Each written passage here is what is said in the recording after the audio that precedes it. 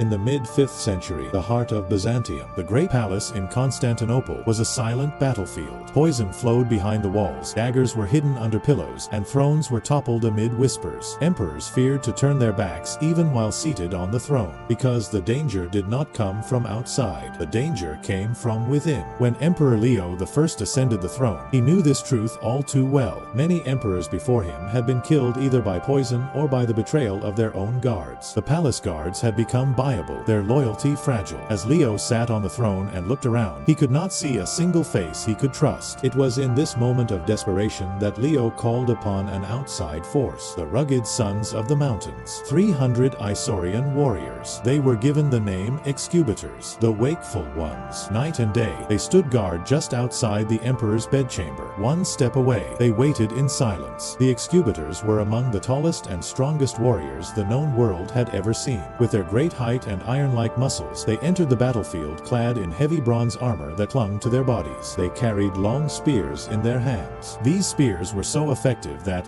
when used properly, no warrior could physically approach them alive from a certain distance. Enemies who faced them would often hesitate upon seeing this wall of long spears, their courage broken, because approaching them was nearly suicide. The Excubitors had mastered both individual combat and tight formation fighting. Their training was ruthless. They had learned to fight both in the mountains and in the corridors of the palace. Most importantly, their loyalty was unquestionable, for they had been specially chosen as the emperor's personal guard. These 300 men belonged not to the palace, but directly to the emperor. They did not involve themselves in palace intrigues, nor did they bow to any other power. They swore to fight to the last drop of their blood to protect Leo's life, his throne, and his family, and they did not leave this oath as mere words. The powerful General Aspar and his family had been gaining increasing influence in the palace. Leo's throne appeared to be in danger. In 471, a bloody reckoning took place within the palace. The Excubitors stood by the emperor and ruthlessly eliminated this threat. Aspar and his family's power was broken. Leo had saved his throne not only for himself, but for Byzantium as well. 4 years, they protected not only the palace, but the emperor himself on the battlefield.